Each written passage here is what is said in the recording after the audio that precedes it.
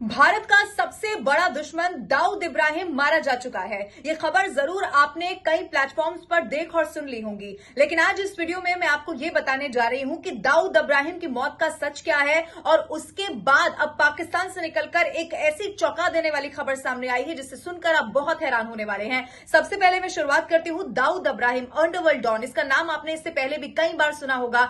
दाऊद इब्राहिम की यूं तो मौत की खबरें इससे पहले भी कई बार आती रही हैं, लेकिन इस बार ठीक उसके जन्मदिन से पहले हर साल की तरह ऐसा ही हुआ। खबर ये आई कि दाऊद इब्राहिम को पाकिस्तान में जहर देकर मार दिया गया है और अब वो इस दुनिया में नहीं रहा है। लेकिन उसके बाद न्यूज 18 इंडिया ने खुद दाऊद इब्राहिम के सबसे करीबी यानी कि छोटा शकील से जब बात की तो छोटा शकील की तरफ से बताया गया दाऊद इब्राहिम बिल्कुल फिट है, दाऊद इब्राहिम को कुछ नहीं हुआ है। और यह भी दावा किया कि हर बार की तरह इस बार भी दाऊद इब्राहिम का बर्थडे आने वाला है। और उससे पहले हमने देखा फेक न्यूज हमेशा चलती है, लेकिन वो बिल्कुल फिट है, वो बिल्कुल ठीक है और उनका जन्मदिन इस बार भी हमेशा की तरह धूमधाम से हम मनाने जा रहे हैं। लेकिन जब दाऊद इब्राहिम की मौत की खबर सामने आई तो उसके बाद पाकिस्तान से लेकर अलग अलग देशों में सनसनी फैल गई और उसके बाद सवाल ये उठने लगे, दावा ये किया जाने लगा कि जो पाकिस्तान में एक के बाद एक टारगेट किलिंग हो रही है, आतंकियों को वहां पर मारा जा रहा है, तो कहीं उसी फहरिस्त में दाऊद इब्राहिम का नाम तो शामिल नहीं हो गया। एक बार फिर से मैं आपको बता दूं कि पाकिस्तान में बीते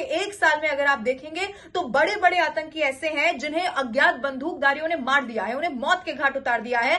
और वहां पर आतंकवादियों में खौफ इतना ज्यादा हो गया है कि जो आका है आतंकी संगठनों के, उनकी तरफ से कहा गया है अपने ही आतंकियों को कि ना तो आप कहीं बाहर जाएंगे, ना आप मस्जिद में जाएंगे नमाज अदा करेंगे और ना ही आप किसी गैदरिंग ऐसी जगह पर जाएंगे, वो निकाह फंक्शन हो सकता है या कुछ भी, क्योंकि आपको निशाना बनाया जा सकता है। लेकिन उसके बावजूद भी ऐसा हो रहा है, वहां पर आतंकियों को मारा जा रहा है। लेकिन पाकिस्तान की एक पत्रकार की तरफ से एक ऐसी बात कही गई है कि उसने सबको चौंका कर रख दिया है और कहा यह गया कि दाऊद इब्राहिम के बाद अब नंबर किसका है, हाफिज सईद का और मसूद अजहर का। हाफिज सईद मसूद अजहर कौन है ये मैं आपको बता देती हूं। पहले हाफिज सईद 26/11 आपको याद होगा, 26/11 में सबसे बड़ा हाथ अगर किसी का था, मास्टरमाइंड कोई था तो वो हाफिज सईद था।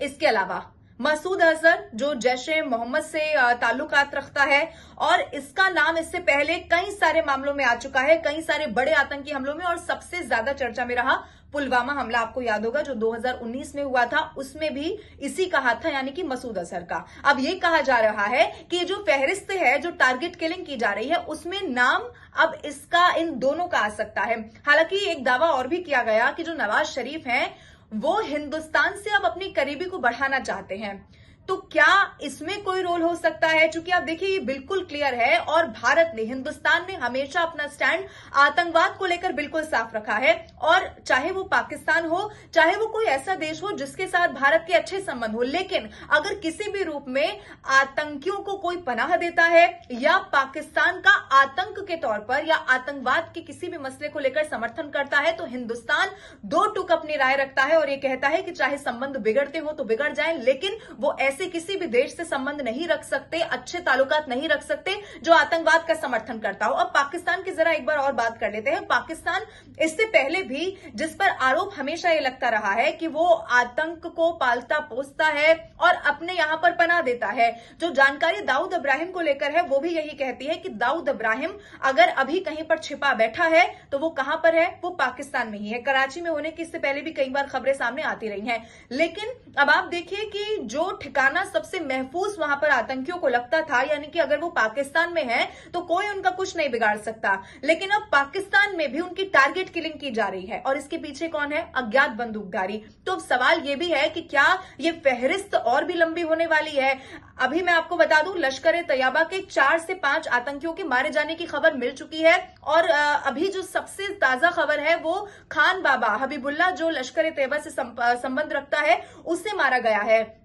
तो क्या इसके बाद नंबर हाफिज सईद का आने वाला है, क्या मसूद अजहर का नंबर इसमें आने वाला है? ये तब साफ हो गया, ये तब बहुत ज्यादा ये दावा बड़ा हो गया जब पाकिस्तान के पत्रकार की तरफ से बताया गया और इसमें नवाज शरीफ का भी जिक्र किया गया। दाऊद इब्राहिम के बारे में मैं आपको ये भी बता दूं कि एक वक्त था, आपको वो मुंबई वाला दौर याद होगा जब जबरदस्त आतंक हुआ करता था दाऊद इब्राहिम का, और इसको लेकर कई सारी डॉक्यूमेंट्रीज, कई सारी फिल्में भी बनी है और मुझे लगता है जरूर आपने देखी भी होगी। लेकिन वो दाऊद इब्राहिम इस वक्त छिपा कहां पर बैठा है? पाकिस्तान में। और वो भारत का सबसे बड़ा दुश्मन है, ये बात किसी से भी छिपी हुई नहीं है। लेकिन छोटा शकील ये कह रहा है कि दाऊद बिल्कुल फिट है, दाऊद को कुछ भी नहीं हुआ है। लेकिन इसी खबर के बाद ये दावा और बड़ा हो गया जब ये कहा गया कि हाफिज सईद और मसूद अजहर का नंबर आने वाला है। हाफिज सईद जो 26/11 जो इतना बड़ा हमला था मुंबई वाला, आपको याद होगा, जिसमें कई जो आम नागरिक थे उनकी भी मौत हो गई थी। और इसके अलावा पुलवामा से लेकर कई बड़े हमले रहे हैं जिसमें पठानकोट भी शामिल है, इसमें नाम हुआ मसूद अजहर का। तो क्या